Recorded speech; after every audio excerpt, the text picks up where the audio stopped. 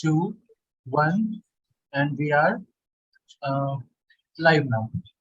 Good evening, my dear colleagues. I am Dr. Dharmanand, President, Indian Rheumatology Association. I, along with my co-moderators, Dr. Professor Aman Sharma and Dr. Kaushik Bojani from Mumbai, welcome you all to this webinar series, which was initiated a couple of months ago.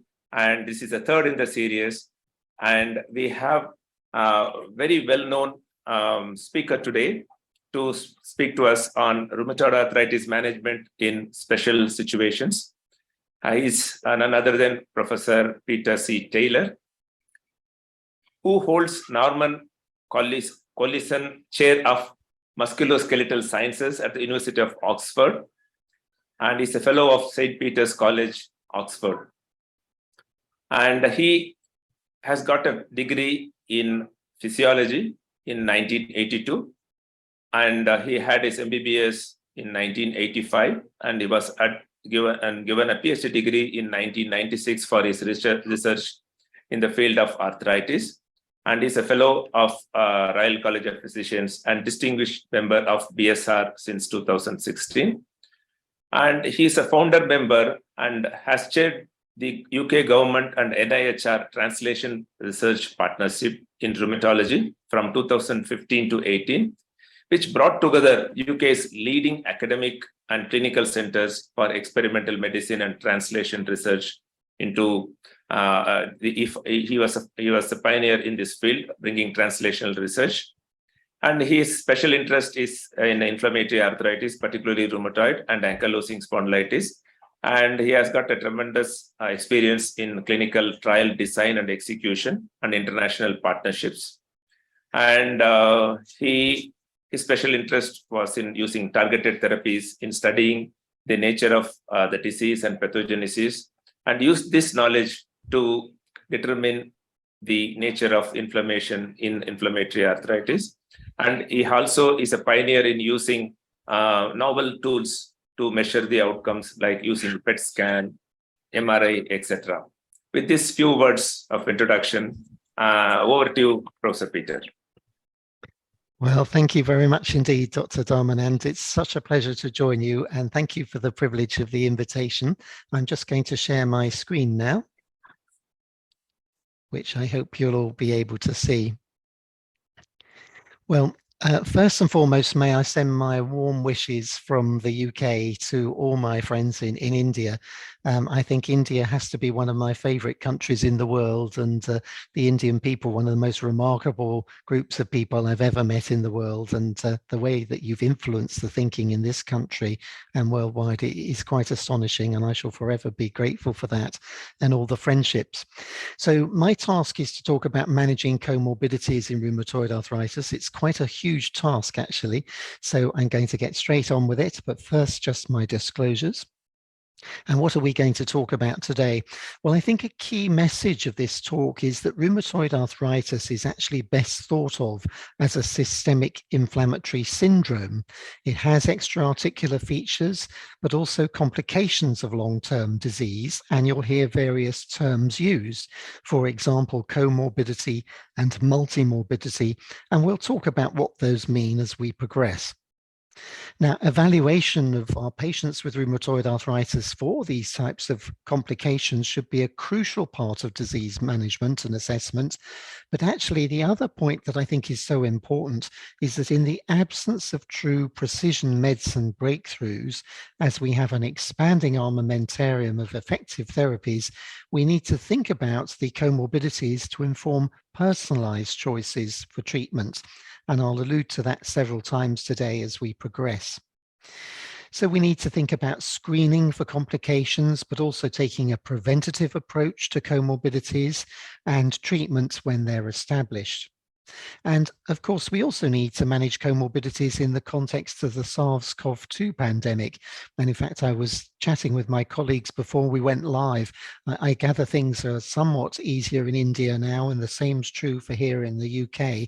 But even so, the virus is very prevalent, even though fortunately it's not quite as severe as it was in the early days of the Delta variant.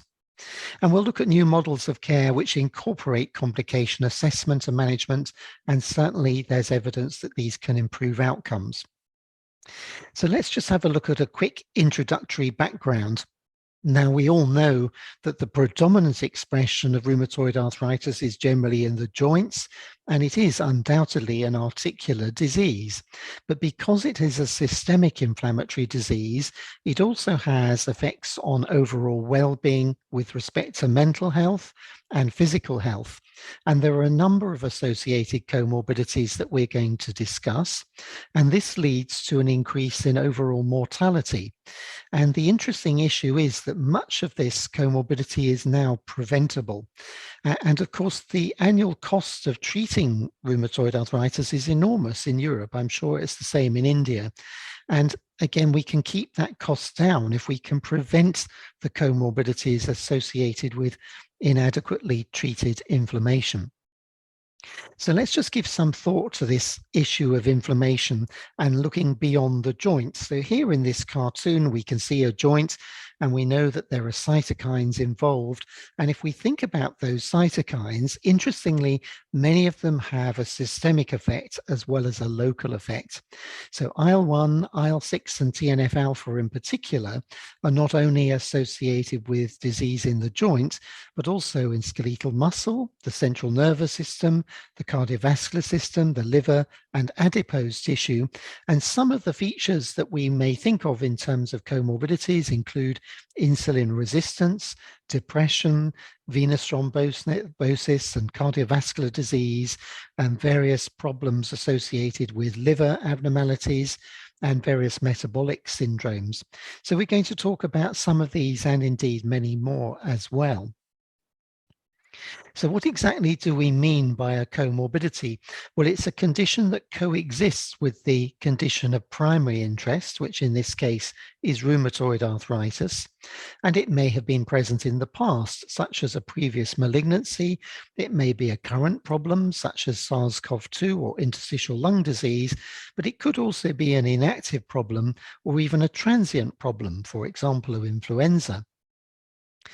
And it may be linked to the disease of primary interest, and many of the comorbidities we talk about will be associated with the same pathobiological pathways, but it may be linked to the treatment of the disease of primary interest or completely independent, or it may be all of these above features. And osteoporosis is a good example.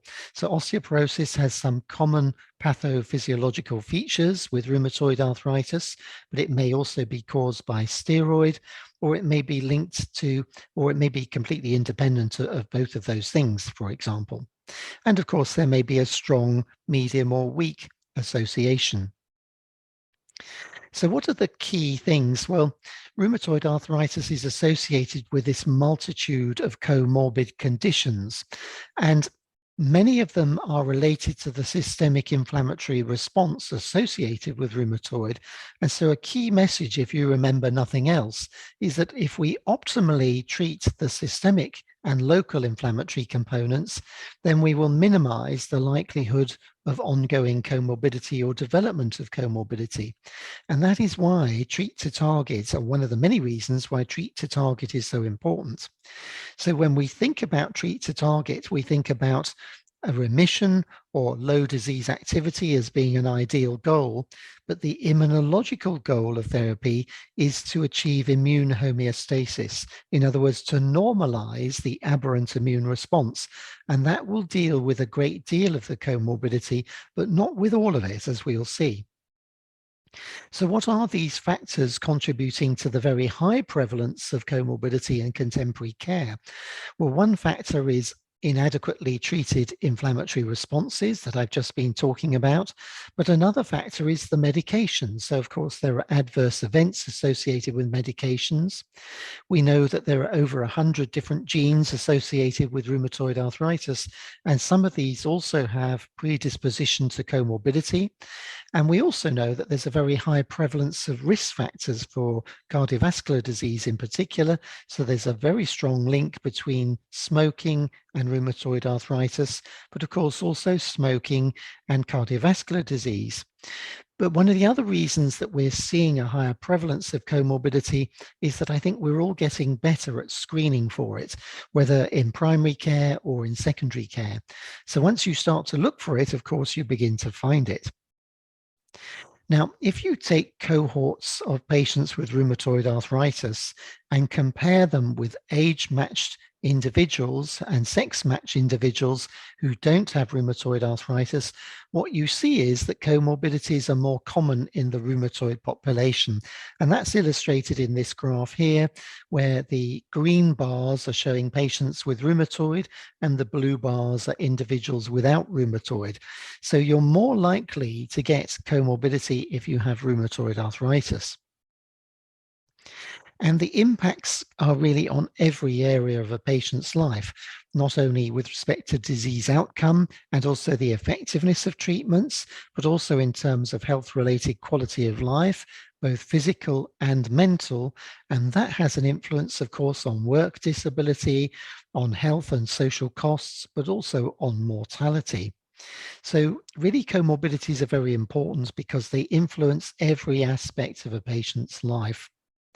And if we look at some of these issues with respect to health-related quality of life, here's a survey from Dutch patients. The Dutch keep impeccable registry records.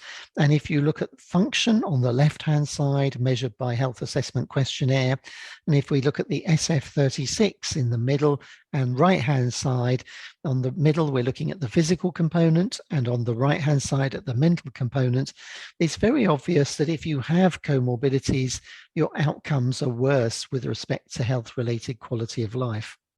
So obviously, to prevent comorbidities is a high priority, and to manage them if they become established is also very important.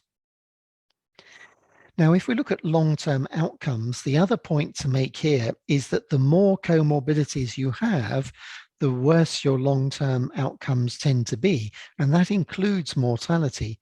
So patients with rheumatoid already have an increased mortality, but if you have one comorbidity, that raises your mortality further, and if you have two or more, it becomes higher still. And if you have four or more comorbidities, then in fact your chances of a major adverse cardiovascular event or mortality become very high. So there's a real imperative to take a preventative approach where possible, and to think carefully about how to manage these comorbidities, and that we shouldn't just consider ourselves to be doctors who look after joint disease. Now, of course, there are impacts not only on health-related quality of life, but also on costs.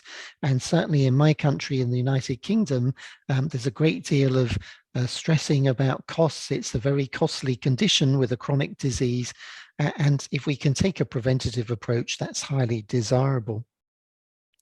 So let's take a brief look at SARS-CoV-2, because I think you're all very familiar with managing this. And really the only point I want to highlight is from some of the global registries. I suspect some of you may have contributed to this data. And the key point I'm about to illustrate now on the top right-hand side is that one of the key features, it turns out, that leads to poor prognosis in our rheumatoid patients is in fact the presence of comorbidity, and particularly renal disease, lung disease, or hypertension and cardiovascular disease. So it really does remind us of the importance of optimizing care with respect to these issues, and to take part in this in terms of our routine treatment of our patients with rheumatoid arthritis. And if we think about some of the issues that were risk factors for critical or fatal COVID-19, thankfully the newer variants that we're seeing now have a lower fatality rate. And I suspect you've been busy immunizing in India. Certainly we have in the UK. We're coming up to our 5th round of immunization for the over 75-year-olds. But if you look at the histogram on the top right, basically, if you have any comorbidity, you're more likely to have fatalities. but you can see it's dominated by hypertension and diabetes. So cardiac comorbidity and diabetes are particularly important, and we really need to address these issues. Now, I'm not going to spend any time dwelling on that any further because I think it's very familiar. But just to come back to this issue of cardiovascular disease, what is this problem and what can we do about it? Well, to illustrate the nature of the problem, on the left-hand side, you can see a graph that shows that if you compare rheumatoid patients in the orange color to non-diabetics in the blue, in other words, healthy individuals in the blue, over time, of course, everybody has a risk of cardiovascular complications, but you'll see that the rheumatoid population really is very similar to the diabetic population. So rheumatoid places you at the same risk as diabetes for cardiovascular complication, and therefore we really need to address this. Now, interestingly, if we treat patients to target and we actually suppress the systemic inflammatory response, the data is that the cardiovascular risk goes down over time. And we're going to look at more data that actually supports this contention. And how can we do this? Well, as rheumatologists, we can think about prescribing lipid-lowering drugs. We can also follow the EULAR recommendations for cardiovascular risk for management, and these are really very good recommendations. So if you haven't read them, I would recommend that they're worthwhile reading. But I also want to introduce another epidemiological factor here, and that is that if we look in many parts of the world over the last generation, thankfully, I'm pleased to say that cardiovascular mortality is declining. So what we're looking at here is all-cause mortality on the left. We're looking at coronary disease mortality in the middle, and the dotted line is actually looking at the more contemporary era. And the mortality is coming down. And why is that? Well, it's probably partly lifestyle issues, and public health campaigns about smoking have diminished smoking in many parts of the world, although it is still an issue. But also, I think we treat our patients earlier and with more optimal doses of methotrexate. And of course, we've had the introduction of the targeted therapies. So all these different factors are lowering the cardiovascular mortality, but it hasn't gone away. So we've still got an imperative to check up on our patients. So how can we do that? Well, EULAR recommend that if you use one of the standard scores for the general population, such as the score, the Reynolds risk score, or the Framingham risk score, and you can do all this on a computer or on an app on your phone, then you use a multiplication factor for rheumatoid arthritis of 1.5 to give you the risk. There's another program called the Q-Risk2, which already incorporates the presence of rheumatoid as a risk factor in patients. So we can work out the risk for any individual. That's quite a useful thing to do. And the data shows that if we optimally control disease, particularly with TNF inhibitors, that actually diminishes or abrogates the cardiovascular risk. So in the forest plot on the right-hand side, you can see that if you're a good responder in the open diamonds, it more or less normalizes your risk of cardiovascular complications over the first year and diminishes it over the second year. Whereas if you're a moderate or non-responder to treatment, then actually your risk remains. So in other words, we really do have to think about leaving patients on drugs if they have an inadequate response. So the benefit really is very dependent on lowering the systemic inflammatory response. Now, importantly, it's not just a question of lowering that response, but there are cumulative effects over time if you do really adequately normalize the inflammation. And that's illustrated very nicely in these graphs here. You can see that corticosteroids on the left-hand side increase your cardiovascular risk. And you'll remember that in the latest EULAR recommendations, they tell us not only to use corticosteroids for bridging, but then we should taper them and actually discontinue them as quickly as possible. It's amazing to think it's taken 70 years after the Nobel Prize was awarded to Philip Hench for this information to come into our recommendations.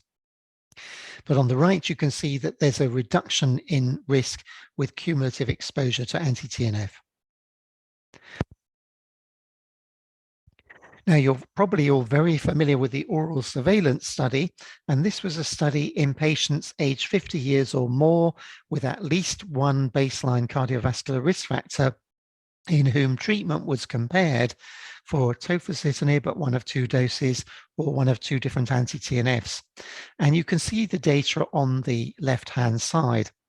The pink represents anti-TNF, the green and the blue represents tofacitinib at the different doses. Excuse me.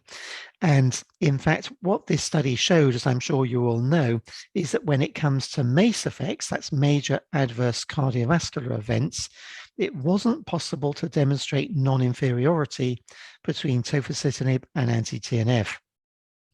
But in fact, when you look at the numbers needed to treat over the first year, for one patient to have harm, it's 567 patients would have to receive drug. So although there is a relative risk difference between tofacitinib and anti-TNF, I don't think we really know whether tofacitinib is actually detrimental or whether it's just that anti-TNF is cardioprotective, or indeed whether both drugs might be cardioprotective, but one more than another. So there's still a lot of controversy about these findings. Now, if we compare the data for cardiovascular risk between anti-TNFs and JAK inhibition with tofacitinib in this table, in the oral surveillance study in the top row, and the ONTRACT study, which was a head-to-head comparison with tocilizumab and anti-TNF, I want to draw your attention to some very interesting findings. Now, the first point is this on the right-hand side, that it was claimed in ONTRACT that there was no statistically significant difference between tocilizumab and anti-TNF with respect to cardiovascular outcomes.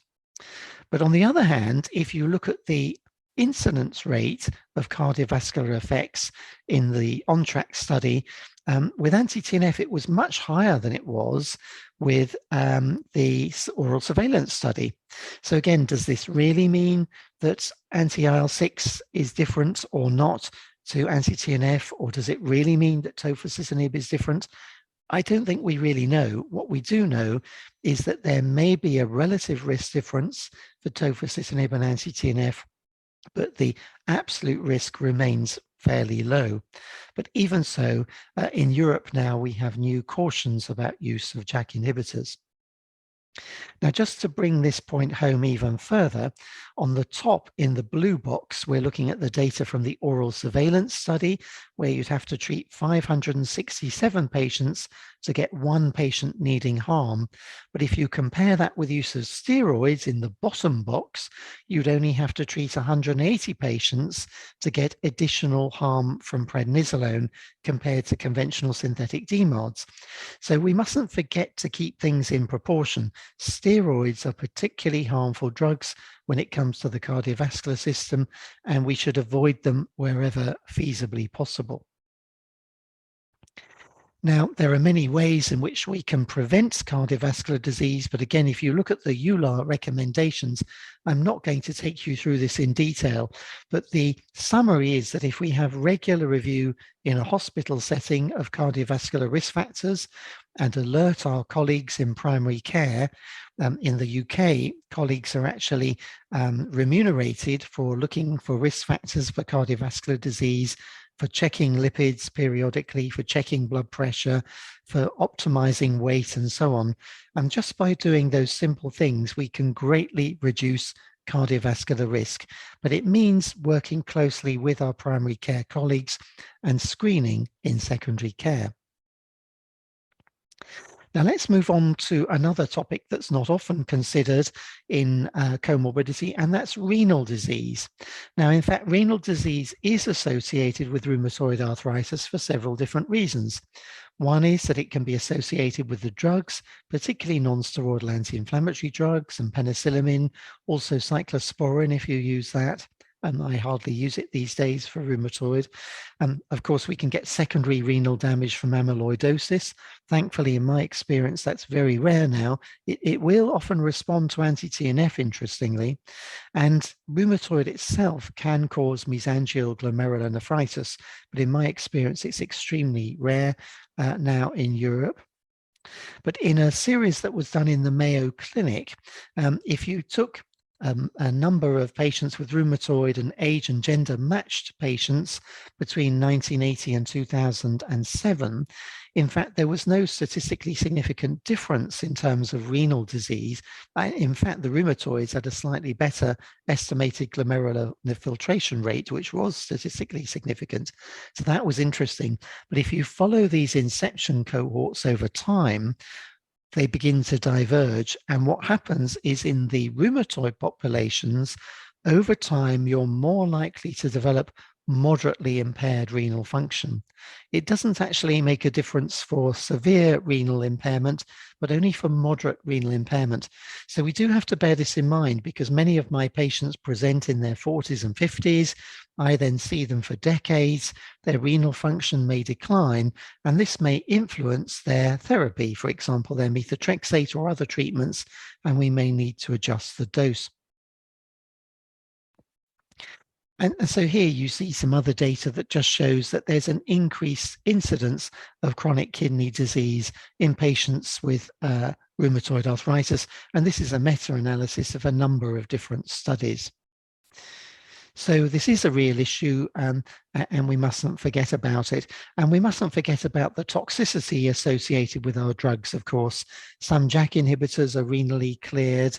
There's the issue of penicillamine, gold, and NSAIDs. Again, leflunomide and cyclosporin can cause hypertension. There can be issues even with bisphosphonates, although not very commonly. So we mustn't forget about drugs and renal comorbidity. Now, another important topic is osteoporosis. And I mentioned at the beginning of this talk that that's partly because there's a shared pathogenesis with rheumatoid arthritis. We know that IL-6 drives bone degradation, but we also know that there are other causes, and particularly glucocorticoids. And it turns out that biologic DMARDs that inhibit the TNF pathway or the IL-6 pathway actually limits the progression of osteoporosis and can even reverse it. So this is another benefit potentially of treating our patients adequately and normalizing the systemic inflammation associated with rheumatoid. So we can take a preventative approach by optimizing care with a treat to target approach. And we know that the biologic anti-TNFs and anti-IL-6 receptor drugs are particularly efficacious in this regard. But we can also screen our patients. So what I do is screen postmenopausal women, and this might require a multidisciplinary input. And if we screen our postmenopausal women in particular, of course, we can treat with prophylaxis if required. So there are different strands to preventative approaches here. Now, there's very nice evidence that anti-TNF therapies will actually protect against bone loss.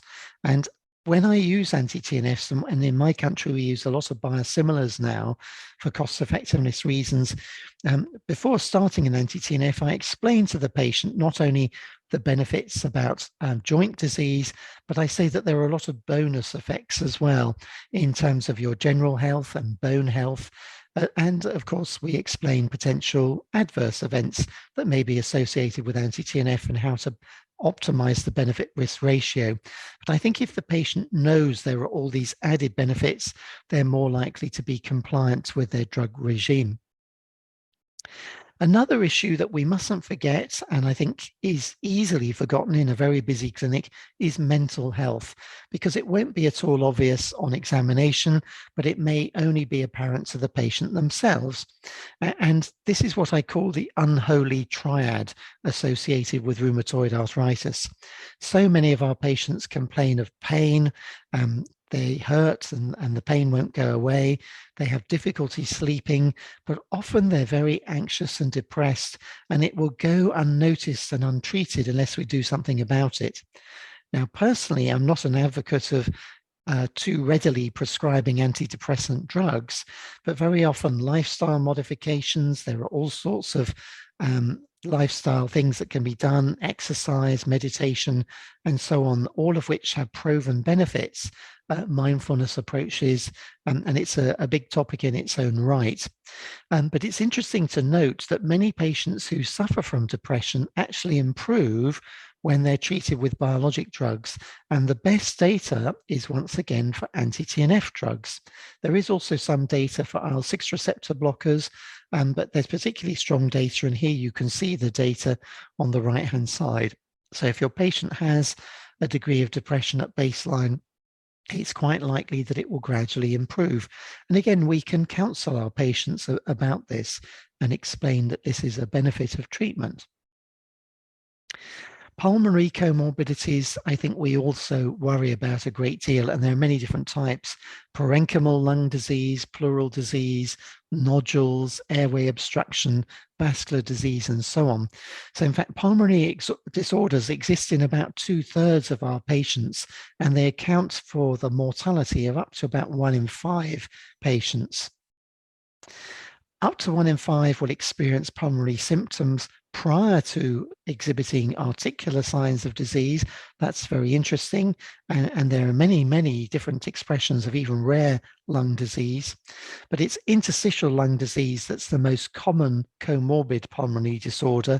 And as you know, it's associated with quite a poor prognosis. Now, in fact, patients also have a higher chance of being hospitalized with chronic obstructive pulmonary disease. And of course, that's particularly true if they're smokers, and there's this link between both COPD and rheumatoid. So we do need to be vigilant about signs of lung disease, to take a good history and examination when patients first present.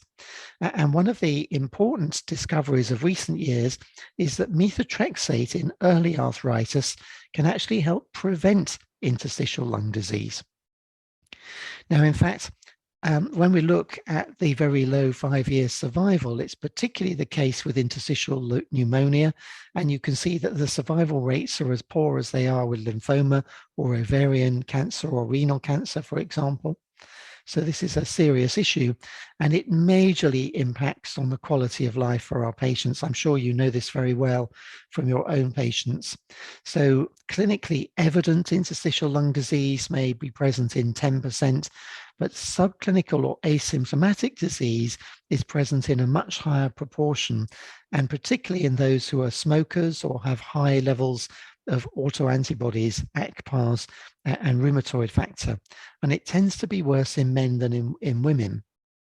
Now, when we look at the subtypes of interstitial lung disease, there are different types. One of them is usual interstitial pneumonia, and this has mechanistic and phenotypic overlaps with pulmonary fibrosis.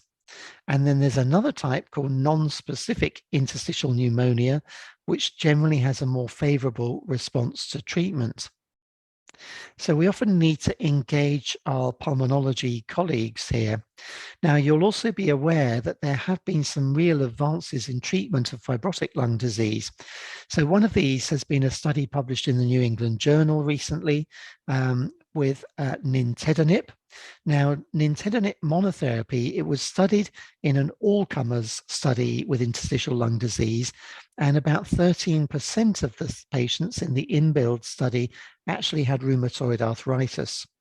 And the trial showed a positive benefit for fibrosing progressive interstitial lung disease other than idiopathic pulmonary fibrosis, and it made the assumption that it might be effective in idiopathic lung disease in rheumatoid arthritis. Now, there was another trial that was specifically in rheumatoid patients, and it was called the TRAIL-1 study. It was a phase 2 study of pirfenidone. And this was unfortunately concluded prematurely because of the COVID-19 pandemic. And not surprisingly, in that circumstance, the trial struggled to recruit patients to this particular study. But the primary outcome was, in fact, a decline in the forced predicted vital capacity. But in fact, the effect was significant, even though the study didn't make its primary endpoint, which was quite a demanding endpoint. So in my opinion, the jury's out about drugs like pirfenidone, and it may well be that in the future we see further trials with this drug. But the good news is that there are going to be drugs that may have benefit in this very difficult condition. Metabolic comorbidities are an issue too, and perhaps this isn't such a problem in India as it is in, for example, the United States, but you only have to visit the United States these days and you can see what a problem it is, that very high BMIs are common. In fact, they're almost the norm, unfortunately. And it turns out that anti-TNF therapy and other biologic therapies are less effective in patients with extremely high weight. It doesn't make a difference, particularly in moderate obesity for patients with BMIs of 25 to 30. But if you have very high BMIs, and many of the Americans in trials have BMIs above 35, this is quite an issue.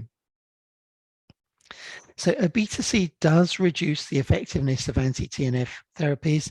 And so I do discuss this with my patients. If I have patients who are large, I actually talk quite a lot about the value of weight optimization in terms of their general well-being, but also in terms of their response to therapy. And I really encourage them to take matters into their own hands and to optimize their weight. Very often the primary care physicians will have programs that can help them with dieting and exercise. Now, diabetes is a huge problem as well, and I think we all know that the prevalence of diabetes, particularly type 2 diabetes worldwide, is increasing. Interestingly, in my patients who are of Indian Asian origin, we see much higher prevalence of diabetes than we do in white Caucasian patients. And I'd be interested to know if that's the same for your practice in India. But if you look on the left-hand side, many different studies are suggesting that patients with rheumatoid have a higher prevalence of diabetes than otherwise individuals without rheumatoid. And the consequence of this is that if you have both rheumatoid and diabetes, your disability increases, the impact of disease increases, and the likelihood of depression increases. And this is very important because, once again, we need to treat the diabetes. Here's a meta-analysis that's recent, looking at numerous studies, and the conclusion of this is that, in fact, methotrexate may reduce the risk of type 2 diabetes. So in my country, we've set up early arthritis clinics. We try and see patients very soon after they develop symptoms. We intervene with methotrexate initially, and here's some evidence that suggests that methotrexate helps reduce diabetes. But of course, if a patient doesn't respond adequately to methotrexate, we may need to add in something else. And the data shows that both anti-TNF and methotrexate decrease HbA1c. So only modestly, but they actually help. So it's very interesting that the targeted therapies and methotrexate have an anti-metabolic disease effect. Now, it's also the case with tocilizumab. So on the right-hand side, we're looking at IL-6 receptor blockade, and on the left-hand side, you're looking at TNF inhibition. So although the reduction in HbA1c is relatively modest with anti-TNF, there is nonetheless a statistically significant reduction over time. And the same is true, and it's more marked with anti-IL-6 receptor drugs. So when I have a patient with type 2 diabetes that's poorly controlled and rheumatoid, this enters into my thinking when I think about which targeted therapy I'm going to use. Now, one of the most challenging areas that I think we have in comorbidity is malignancy. But it's not the case that the malignancy risk is increased for all malignancies, only for some malignancies. So in fact, for lung and lymphoproliferative malignancies, it's increased in rheumatoid, but for breast and for gastric malignancies, it's actually decreased. So we think that long-term systemic inflammatory responses are associated with increased tumor risk for lymphoproliferative disease, but also for lung disease. And by the way, in oral surveillance, the link between tofacitinib and lung disease seemed to be very much linked with poorly controlled disease. So it was inflammation that drove that relative risk difference. So the incidence of malignancy is generally not linked to CST mods or to biologics actually, but nonetheless, it's usually advised that we should have age and gender appropriate screening to monitor for malignancy. So think about breast screening in women, particularly of particular age. It might be important to think about cervical cancer. That screening is done in the UK in primary care, similarly for men, and prostate cancer and so on. Now, patients with rheumatoid are undoubtedly at increased risk of pulmonary cancer and hematological malignancies compared with the general population. This is a study, I think, from the, it's a summary of 9 different publications, so it's a meta-analysis. And what it's showing is that the standard incident ratios are higher relative to the general population for many different cancers, particularly lung and hematopoietic cancers, but it's actually reduced for breast cancer and for colorectal cancer.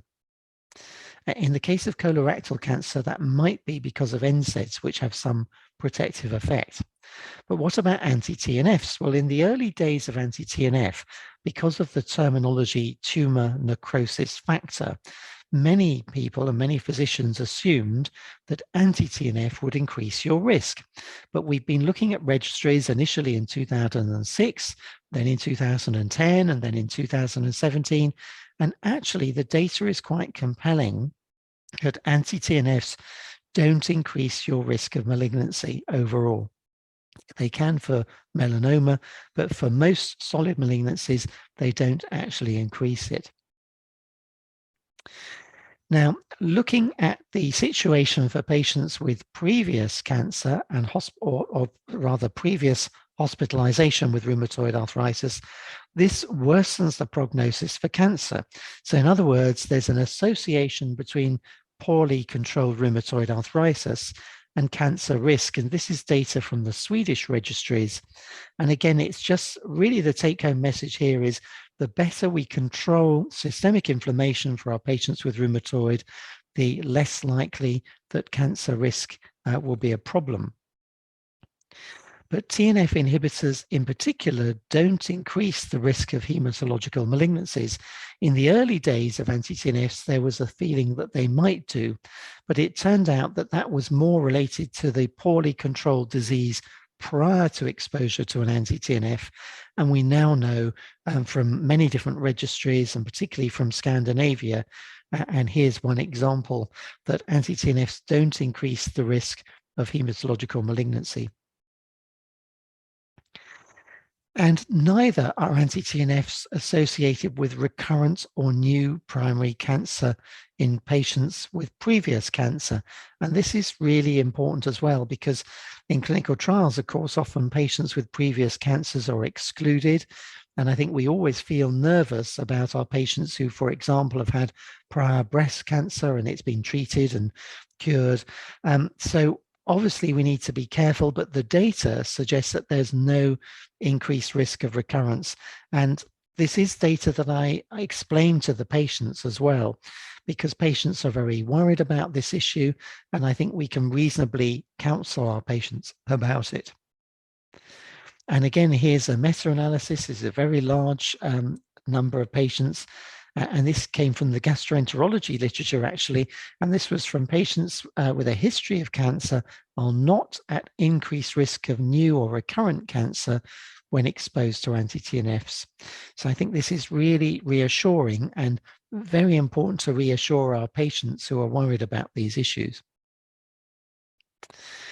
Now, I want to talk about one other issue because my friend Aman asked me to talk about this, although it's not really a comorbidity, but it is the fact that many of our patients are women of childbearing age, and therefore many of them will have children.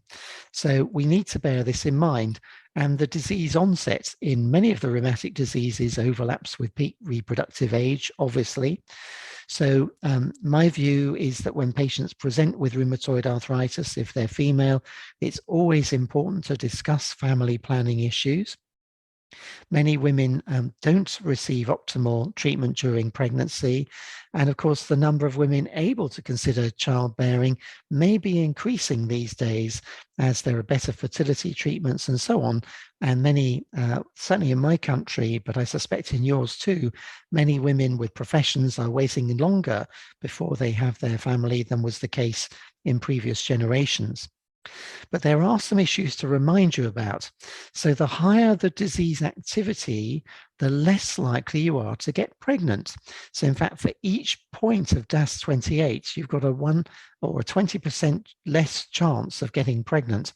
So the ideal is to control rheumatoid optimally prior to a planned pregnancy. That's the ideal situation. And this just illustrates that you've got this huge drop in likelihood of getting pregnant if your disease activity is still high. And in the past, many women, I think, thought, well, I'd rather sacrifice myself than a potential baby, so I'd rather put up with having active rheumatoid. But actually, that's not the right thing to do. And another thing to bear in mind is in the past, we knew that steroids are one of the drugs we could use in pregnancy. And whilst that's true, the higher the dose of prednisolone that's used, the less likely you are to become pregnant. And that's an issue. So if you use doses of prednisolone above 7.5 milligrams a day, it decreases the chances of getting pregnant. So that's also worth bearing in mind. And these days, of course, we do have other alternatives. Now, when we look at these alternatives, if you're not familiar with these, again, I recommend this. This is the British Society for Rheumatology recommendations around pregnancy. And we know that some drugs, such as methotrexate, you need to stop in advance of a pregnancy. The recommendations in the UK are 3 months in advance of conception. For sulfasalazine, you can continue taking that, as we all know. And for paternal exposure, we don't worry about methotrexate anymore. But when it comes to biologic drugs, we know that you can actually have the biologics just prior to, or some of them, the anti-TNFs, prior to conception. And for many of them, it's also fine in the first trimester. And of course, sertolizumab pegol doesn't cross the placenta, so we can use that throughout pregnancy. EULAR have their overarching principles, which remind us of the importance of family planning, as I mentioned, to treat patients during pregnancy and lactation with appropriate drugs. We'll talk about those in a minute.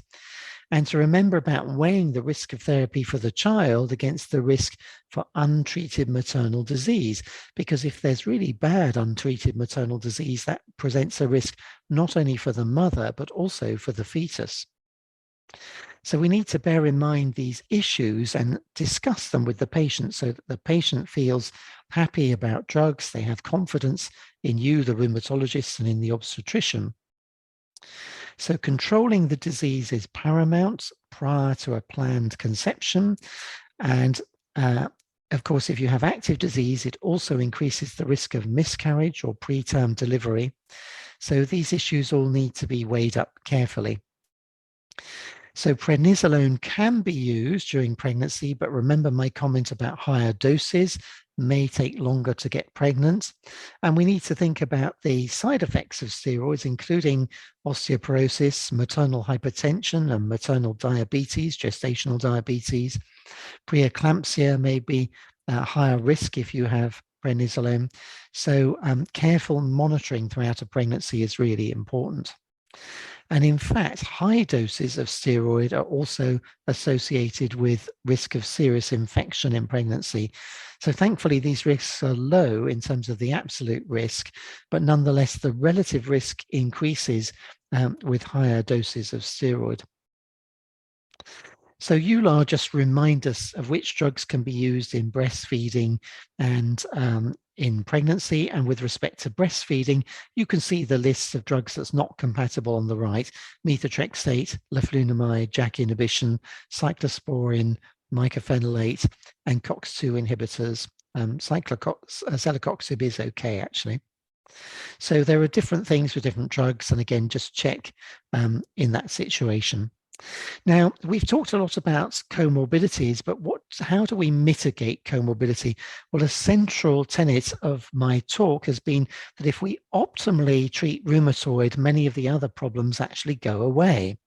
But that's not always good enough because not all the problems go away. So there's another concept as well, other than that of comorbidity, and that is the concept of multimorbidity. And with multimorbidity, we take every single morbidity very seriously and treat it in its own right. So of course it's important that you treat rheumatoid optimally, but it may be that we separately need to focus on treatments for cardiovascular disease, diabetes, and so on as well. And in a way, this is a better concept because I think we lulled ourselves into a false sense of security by thinking that if we treat rheumatoid adequately, we don't need to worry about comorbidities, or multimorbidities, as I should say. So I love this quote from William Osler: "The good physician treats the disease, but the great physician treats the patient who has the disease." So we need to treat the whole person, and the multimorbidity concept reminds us of that. So multimorbidity is the coexistence of two or more chronic diseases, and there are overlaps in terminology with comorbidity, but the point here is just to remind all of us of the importance of treating every morbidity adequately and optimally. And once again, the more comorbidities you have, the worse your outcome and the lower your chances of achieving a remission. So just as remission increases your likelihood of preventing a comorbidity, the presence of an existing comorbidity diminishes the likelihood of achieving remission.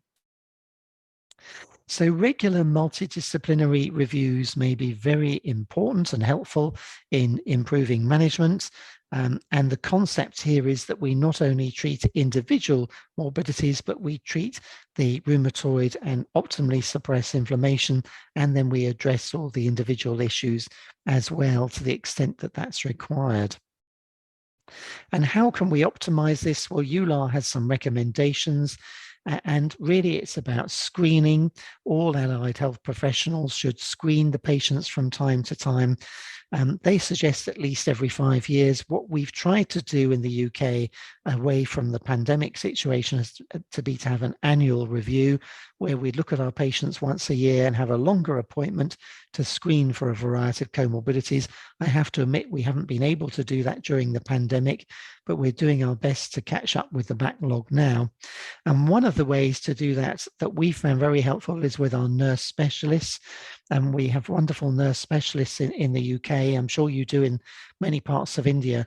And they're very, very good at going through checklists and looking at the blood pressure, fasting glucose, lipids, osteoporosis screening, and so on. So do think about training your nurses and using your nurses to help with this issue. And really, finally, we mustn't forget the common sense approach to optimize outcomes in terms of lifestyle management. Tell our patients to stop smoking. Even their family members should stop smoking if possible. We need to weight optimize where that's an issue. As I say, I suspect it's less of a problem for you in India than it is in many of Western countries at the moment. Exercise as optimally. We have to remind our patients how valuable and useful this is for every aspect of well-being. Regular dental hygiene and dental checkups is good. It's a big problem in my country at the moment because there's a shortage of National Health Service dentists. Private dental care is extremely expensive. Get all the vaccinations up to date. That's very important too. So we advocate pneumococcus once every 5 years, influenza every year, and now, of course, COVID vaccination regularly, particularly for our patients on targeted therapies or the elder patients. And just a reminder that smoking is associated with poor prognosis and reduces the likelihood of response to any treatment. So it's a very good idea to stop our patients smoking and to remind them of this. And now to come to an end and to thank you all, I hope you've managed to stay awake at the end of a long day for you with this very long talk, but it's a complex topic. And even now we've only covered the tip of the iceberg, but really to say that comorbidities are highly prevalent in rheumatoid and they exert a huge burden on healthcare for us as physicians and of course for our patients as individuals. Improvements in disease control over time can greatly reduce multimorbidity and also allow us to reduce and stop steroids, which contributes to comorbidity. Anti-inflammatory treatments such as anti-TNFs can lead to improvements, and we've seen the data for that. I think going forward, we'll see similar data for other targeted therapies as well, but the strongest data so far is with anti-TNFs. And there's also a declining prevalence of some comorbidities such as cardiovascular disease, which is great.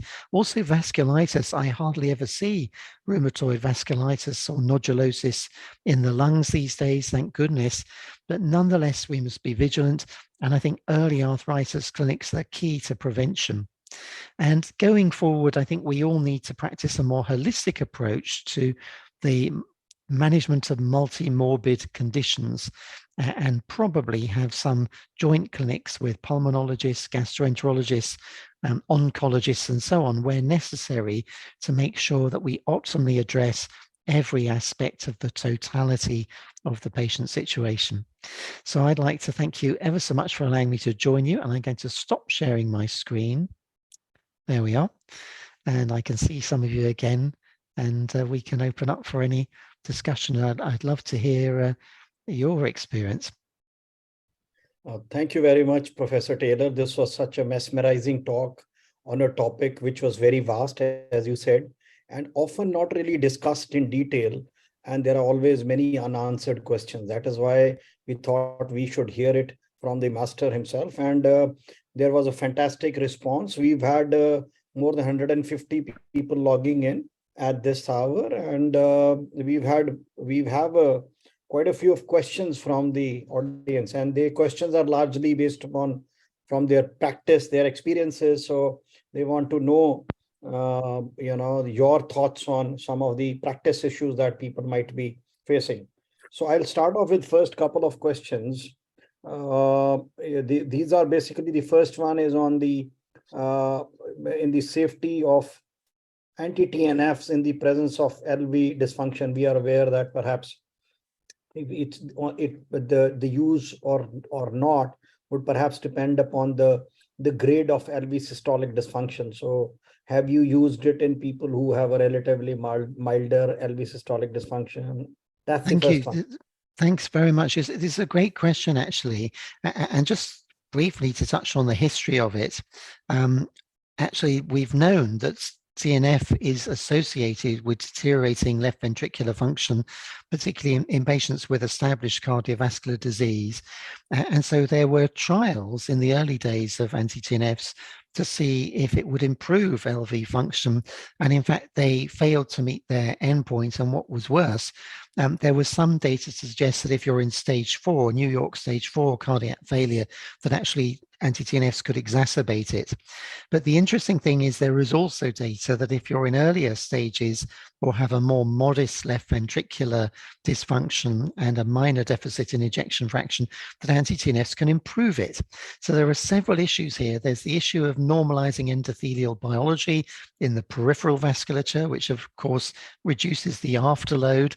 And then there's the issue on the heart itself and whether or not the drug might improve stroke volume and decrease any inflammatory contribution to poor LV function. So the answer to the question is, in my practice, yes, I do use anti-TNFs in patients with established cardiovascular history.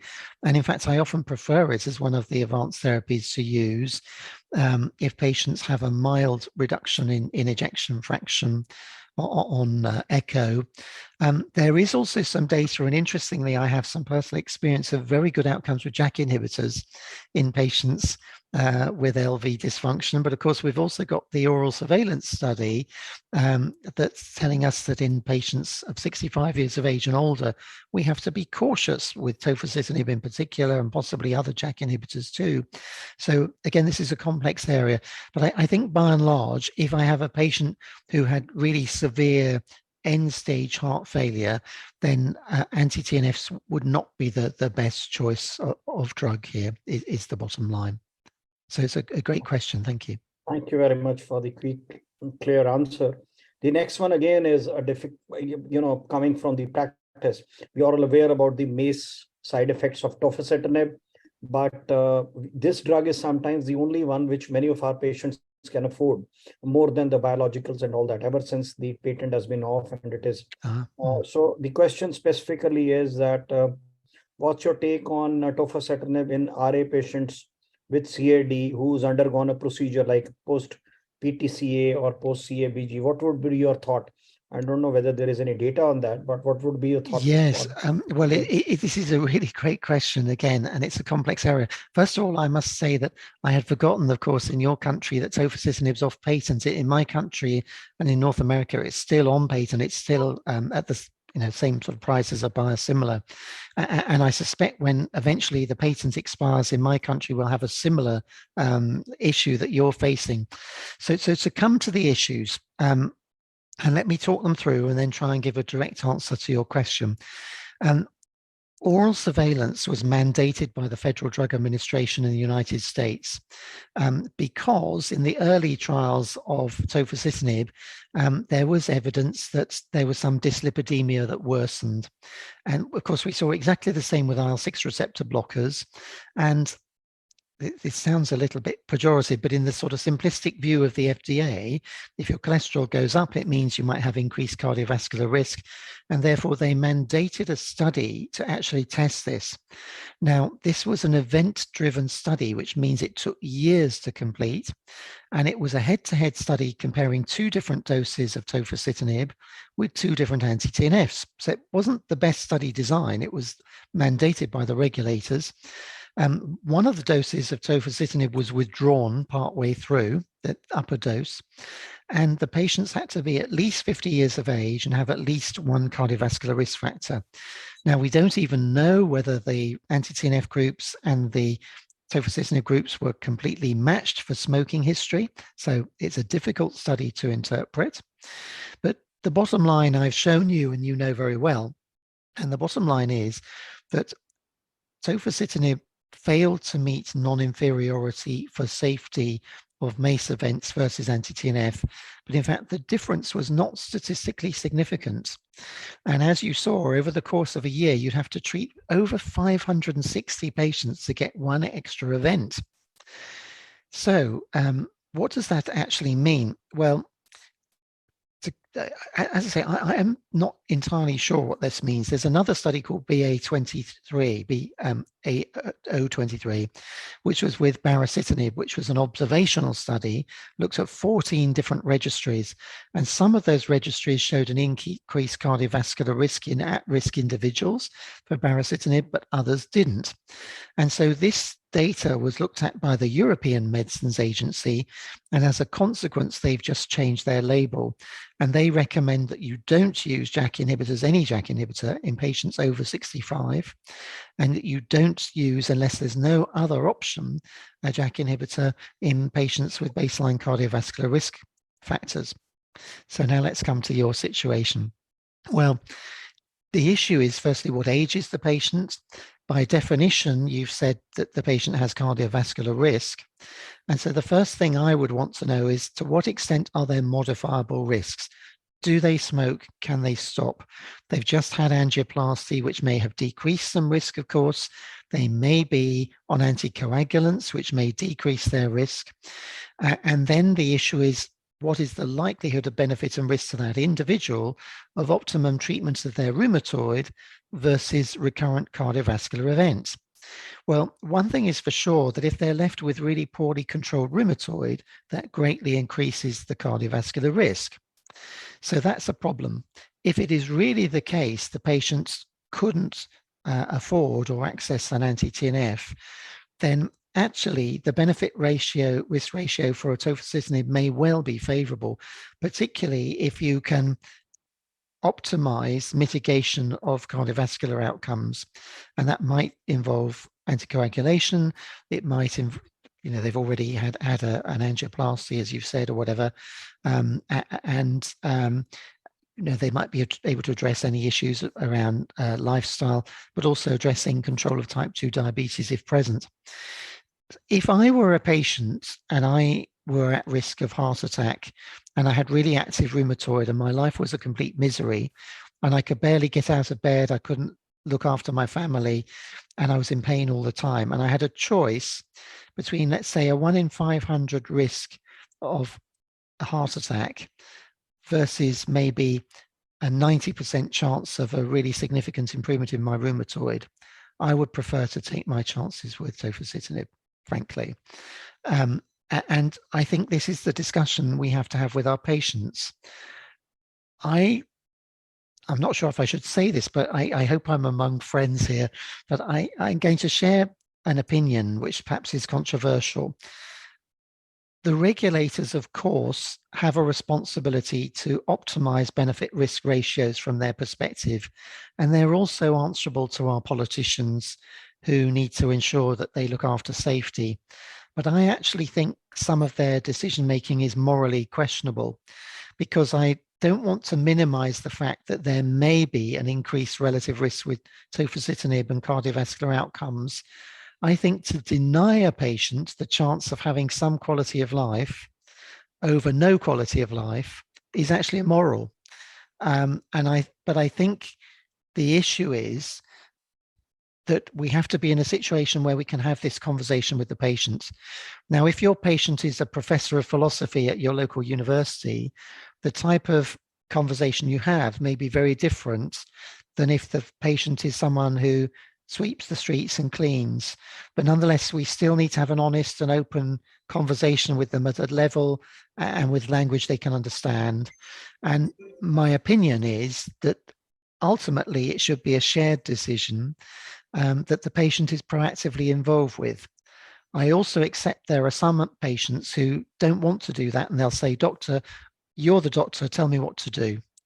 And in that circumstance, I also try to be very honest, and I say, "I think you should take this drug. I do want to tell you that there has been a reported small risk of further cardiac problems, but I do know there's a very high chance of benefit." And the final point here is that the post hoc analysis, if any of you have read it from oral surveillance, that was published just this year in Annals of Rheumatic Disease, showed that about 85% of the risk for cardiovascular risk could be explained by smoking and age over 65. Now, we can't do anything about your age once you're over 65, but we can do something about smoking. So I again will tell patients about this, and it's up to them. But so forgive the long answer, but I think these are complicated issues. Thank you very much. I that's think my view. That dispels a lot of clouds around decision making. I guess this will make people clearer about the decision making in this area. And I think the next question was again with respect to IL-6 blocker, tocilizumab, and cardiovascular risk. Perhaps the same things apply there.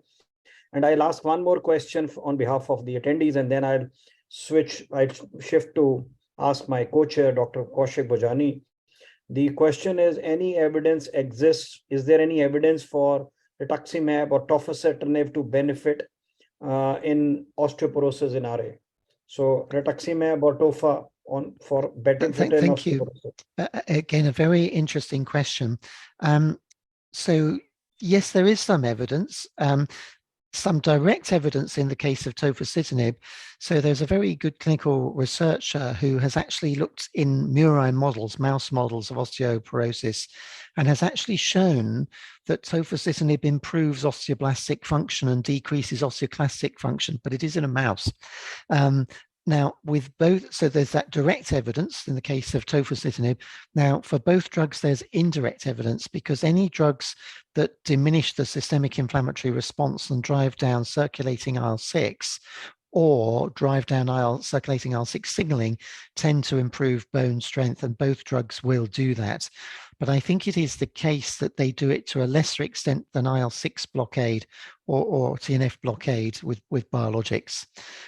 So there's indirect evidence and some direct evidence in preclinical animal models that I'm aware of. I don't know whether any of you are aware of other evidence, but that's what I know about. Dr. Kaushik, you may take up the other questions. Yes, please.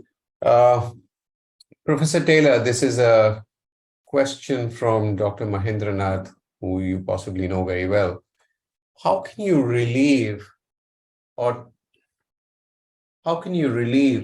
treat the myalgia and the back pain, which is caused by denosumab, which you might use in osteoporosis as a comorbidity to your rheumatoid arthritis, even if the rheumatoid arthritis is well controlled?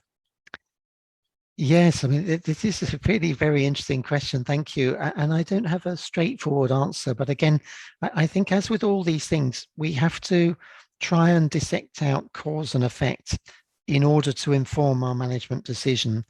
And so, of course, one circumstance in which one may be using denosumab would be that there's established osteoporosis of the spine and possibly even existing vertebral collapse.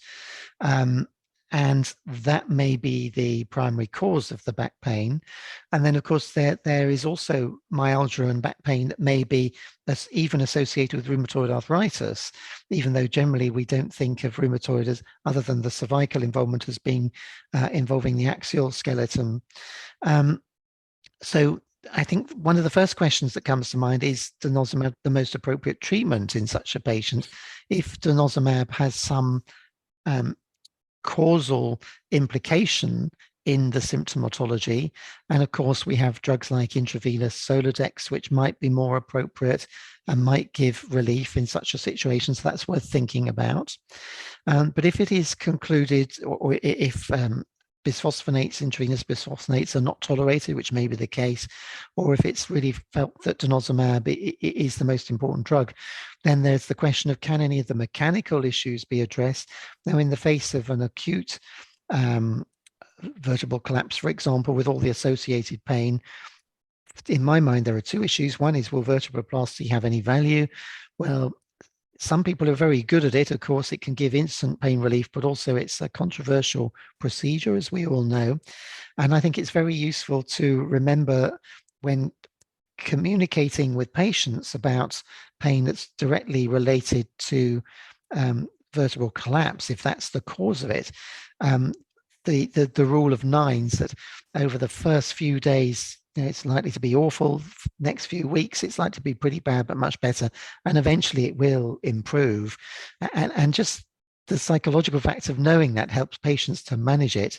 But then, of course, there's the issue of, if there's a problem where pain is the predominant problem, do we need to be using analgesics and or some sort of physical therapy intervention to improve? So I don't think there's an easy answer to this question, but I think the management approach depends very much on cause. And again, careful history and examination will point to the likely cause, and the management approaches will be different accordingly.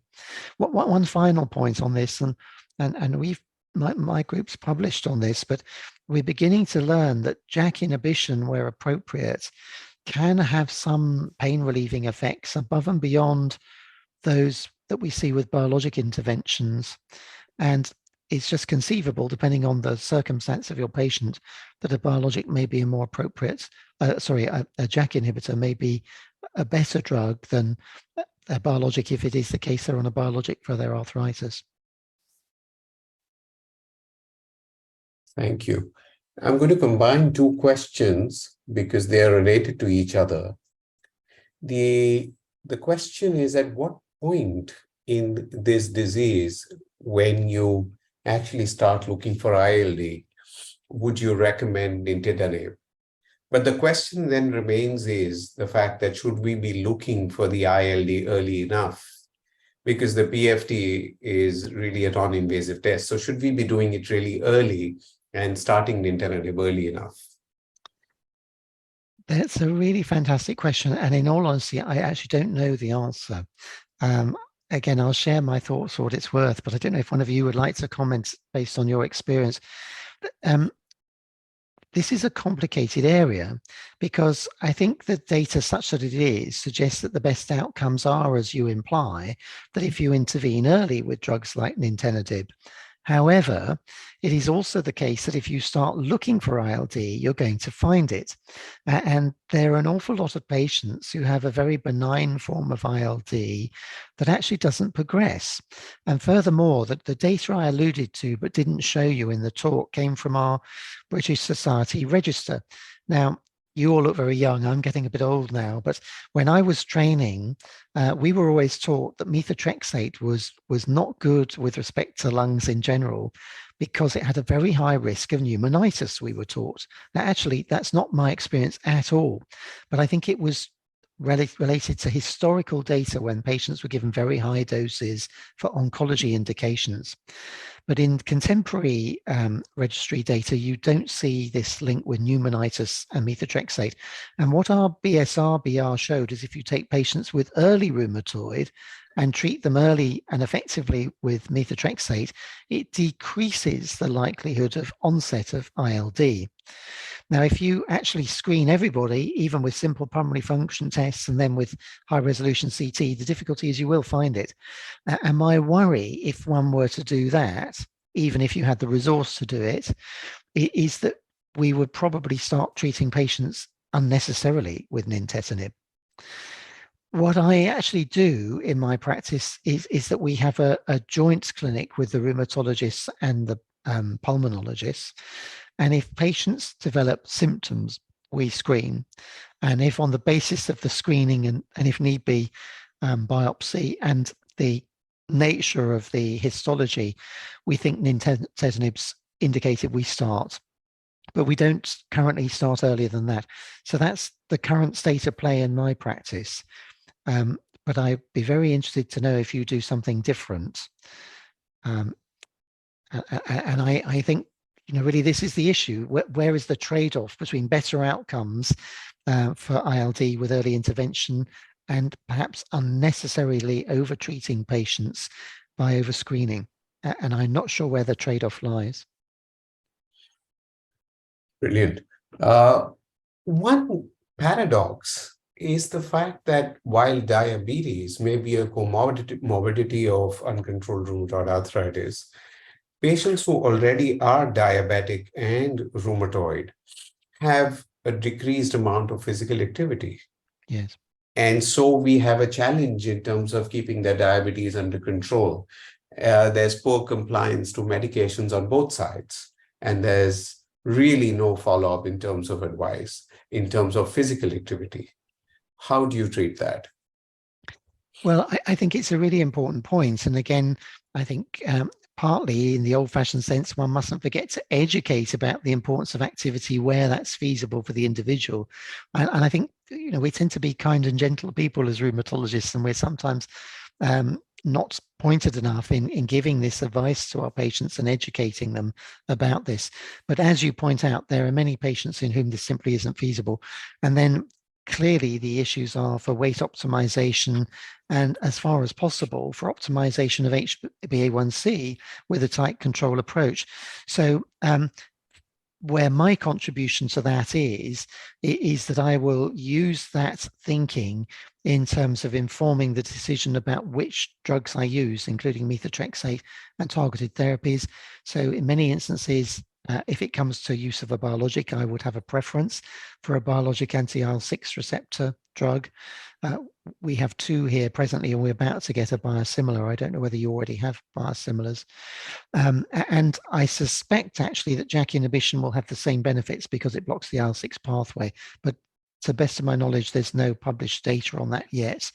The other thing that we do here, and I do, is we have a very close liaison with our primary care physicians. The scenario you painted, Dr. Kaushik, where patients, as it were, get lost to follow up, and we try and avoid that because we see it as the responsibility of the GP with regular view to treat the diabetes. Our responsibility as rheumatologists, as it were, to be conductor of the orchestra and to try and ensure that no aspect of the totality of the multimorbidity is forgotten. but this depends on financial issues and the reimbursement rearrangements between the different departments. So I don't regard myself as an expert endocrinologist, but I do regard it as my responsibility to ensure when I see the patient that I do look at the diabetic control, educate about the importance of either weight optimization or exercise or both, and think about how the choice of therapy will influence the optimum nature of control of blood sugar. Thank you. Professor Sharma, you could take over. Thank you. There are so many questions. I don't think eventually me and Dr. Kaushik would be able to take off all of them, but I think I've clubbed a couple of questions which are maximum. The one is, what would be your take in a patient who has got hepatitis B and C positivity and has active rheumatoid arthritis? What would be your choice? That's number one. And the next question is, which drugs you would choose if the GFR is less than 30? So kind of advanced renal failure, what would be the drug of choice? And in the presence of a cirrhotic or somebody having Hep B and Hep C infection. Those are the two which have been asked multiple times. Right. Well, obviously it's important, but before we think about starting any targeted therapy, that we screen for hepatitis, as I'm sure you all do. And if we have patients with active disease, we know that drugs, well, firstly, of course, we need to treat it as appropriate. So liaise with the hepatologist. Once the hepatitis is treated, then in the case of hepatitis B, we would monitor the DNA levels. So we actually monitor now, and that's part of the recommendations here. Now, the biologic that we would not choose, or I would not choose, would be B-cell depleting agents. So the evidence is that there's a higher chance of reactivation. Actually, for treated hepatitis B and C, we can use anti-TNFs generally very ably, but nonetheless, for patients who have been treated and who are on anti-TNF, we would still monitor to ensure that there are no signs of reactivation. And if there were, we'd think about temporary or even permanent cessation of biologic. And we'd also think about, of course, we would then treat the hepatitis. There is data for JAK inhibition. So we're not quite sure about those patients who have surface antigen positivity, but those patients who are, there's data for baricitinib actually, and data from the trials. There was a nice paper published from the baricitinib trials a couple of years back, which you might want to have a look at. But again, they do very well as long as you monitor the situation for hepatitis B. So that's okay. But rituximab essentially is the one to avoid. Sorry to interrupt, any specific choice between the synthetic DMARDs, conventional DMARDs in such situation? Well, again, obviously, all of them have the chance for hepatotoxicity, and this is an issue. And the worry about potential development of fatty liver and so on is there. So again, my practice would be to liaise with the hepatologist. In many cases, of course, a liver biopsy would have been done. We'd know whether or not there was fatty liver or any degree of cirrhosis or hepatic impairment. In the absence of those problems, then I would be happy to use methotrexate. But if in the presence of those problems, again, there might be a preference to be using various drugs as in a monotherapy situation rather than with the hepatotoxic CSD mods. So it's very much depend on the individual. With respect to the renal issue, methotrexate dose needs to be adjusted downwards for patients with severe renal impairment. It doesn't necessarily need to be stopped. For the biologic agents, you can use anti-TNFs with patients with renal impairment, and that's okay. For the JAK inhibitors, it depends on the drug. Tofacitinib is hepatically cleared, and you don't need to change the dose for moderate renal impairments. For severe renal impairment, you might go down to 5 milligrams once a day. Baricitinib is predominantly renally cleared. So for moderate renal impairment, you'd reduce the dose to 2 milligrams once daily. And I wouldn't choose it for a patient with severe renal impairment. In fact, none of the JAK inhibitors would I use with severe renal impairment. But if it was 30, you could still think about upadacitinib or tofacitinib in the lower dose. So renal impairment is usually easier with respect to the biologic drugs than the issue with the small molecules. So there's a short answer to Okay, complex thank question. you. Yes. And I think Dr. Malavia has asked a question that at an individual level, we use Q risk 3. So where do you take total cholesterol or over half? So what would be, is there a, actually, I'm not an expert. That's what I could make out from the question. So in the Q risk 3 score, whether you do take into consideration Well, cholesterol. I must admit I don't use it, but again, I think probably looking at the half is the better value here.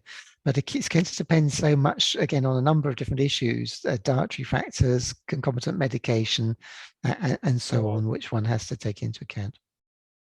Right. I think then the other questions are use of if somebody has a ILD in the beginning at the baseline, would you use drugs like methotrexate, and can tofacitinib also be considered in RA-ILD?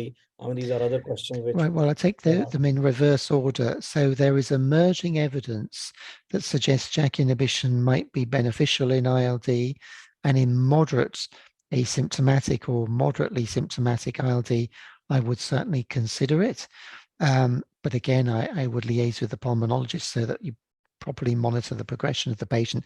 I don't know if you're aware, but there are ongoing randomized trials with JAK inhibitors in ILD, and we'll await the results with great interest. There is some recent data suggesting abatacept may be helpful in ILD. And of course, historically, we've tended to think that rituximab might be useful in ILD. And so there was another question about early, would I think about methotrexate very early on? Well, I think the answer is, again, very much what I was saying earlier about the BSR-BR data. In a patient who has, let's say, is identified as having ILD, which is considered modest based on imaging, and which has come to light either through screening or there's a minor impairment, let's say, in pulmonary function tests. Yes, I would actually. I have many patients like this on methotrexate, and they remain remarkably stable. I can think of patients who've had stable ILD that I have for 10 years plus. So we monitor the pulmonary function tests and so on. And that's why, in answer to the earlier question, I didn't really know the full answer as to when it would be best to intervene with a drug like nintedanib. So we need to have better markers, prognostic markers of progression with ILD than we do. And of course, the histological type might also give some clue. So if it's the usual type, that they have a poorer prognosis, and that might influence your thinking as well. I think the last question before we say goodbye is, which therapy would you choose if somebody has a myelodysplastic syndrome or CML? Again, as I said, these discussions are basically based upon the problems that people have encountered. And this is the question, basically, what would be your drug of choice for somebody having MDS with rheumatoid arthritis? I think that's the last question. It's another good question, and I don't think there's a straightforward answer here. But certainly I have patients who've done very well on B-cell depletion with this situation.